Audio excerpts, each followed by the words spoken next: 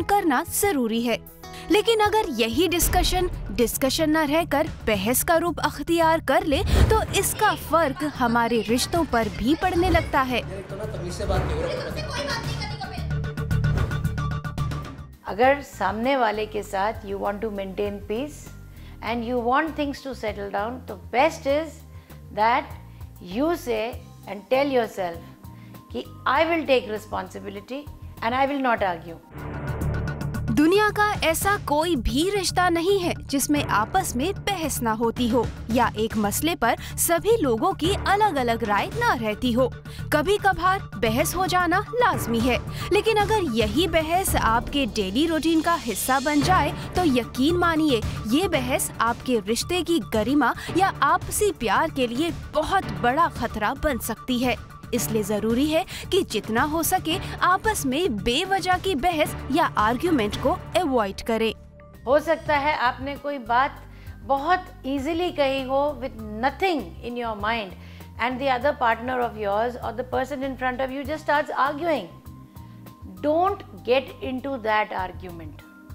Stop it. Tell yourself कि मैंने इससे दूर रहना है. I take responsibility and you move on.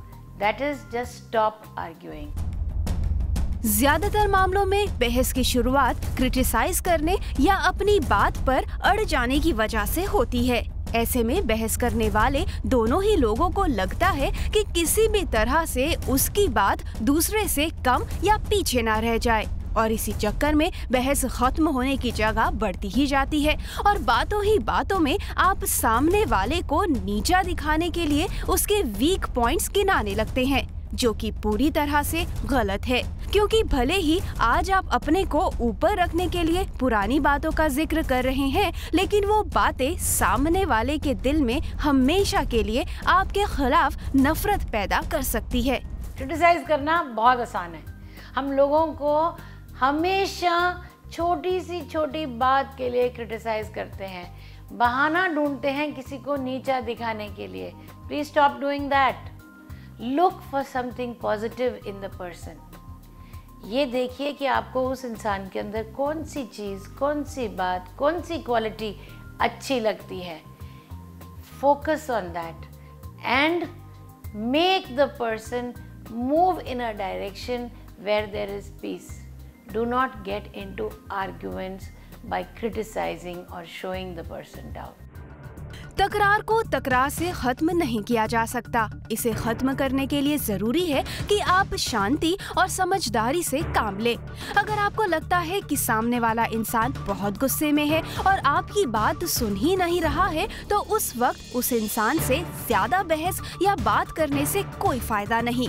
बेहतर होगा कि अगर बात करना वाकई जरूरी है तो बातचीत के लिए सही माहौल और वक्त का इंतजार करें।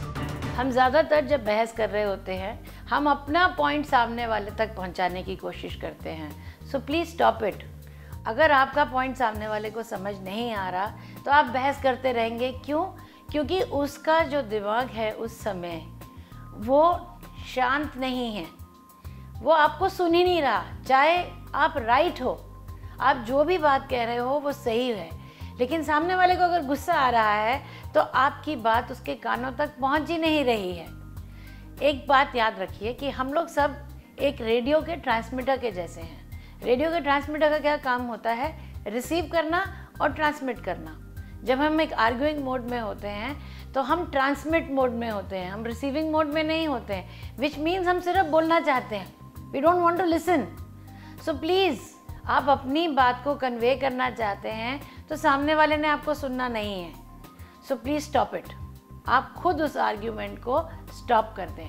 दैट इज़ एसेंशियल अगर आप पीस मेंटेन करना चाहते हैं। किसी भी रिश्ते को बेहतर बनाने के लिए और लंबे वक्त तक कायम करने के लिए जरूरी है कि आप अपने कम्युनिकेशन चैनल को वीक ना होने दें, क्योंकि आमतौर पर रिश्तों में तकरार, गलतफहमी या आपकी ही कही बात को सही तरीके से कन्वे ना करने की वजह से होता है।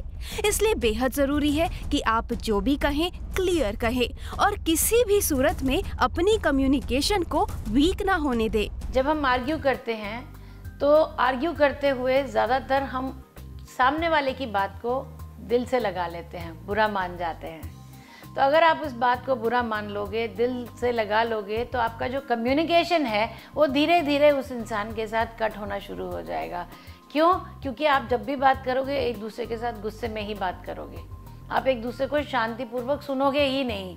तो आपका जो कम्युनिकेशन चैनल है वो वीक, डे बाय डे वो वीकर बनता जाएगा। एक और चीज़, जब आप किसी के साथ आर्ग्यू कर रहे हो तो आपका क्या एम होता है कि आप उसको नीचा दिखाओ, और इसके लिए आप क्या करते हो, पास्ट की कई सारी बातों को वापस दोहराना शुरू कर देते हो, वापस सामने लाना शुरू कर देते हो, वो बातें जो सामने वाले को बुरी लगती हैं। जहाँ पर कहीं ना कहीं उसने कोई मिस्टेक करी हो तो आप उसको नीचा दिखाने की कोशिश कर रहे हो ताकि आप उस आर्ग्यूमेंट को जीत जाओ। Do you think you are going to win that argument? Actually speaking, आप दोनों के दोनों एक दूसरे की रिस्पेक्ट नहीं कर रहे हो। आप दोनों इस बात को रिजॉल्व ही नहीं करना चाह रहे हो जिसके कारण आपकी आर्ग्यूमेंट शुरू हुई है। So please, if you want to maintain peace and you want to get over with it, जो भी बात करनी है, maintain silence between the two of you for about 30 minutes. लंबी गहरी सांसें लें, take deep breaths, so that you start feeling calm, you are relaxed. जितना आप रिलैक्स होंगे उतना शांतिपूर्वक ध्यान से आप अपने पार्टनर को सुनेंगे। याद रखें, अगर समस्या है तो उसका समाधान भी होगा, लेकिन बहस करना किसी भी समस्या का हल नहीं है। बहस करने से या लगातार बहस करते रहने से आपके रिश्ते सिर्फ बिगड़ सकते हैं, संवर नहीं सकते।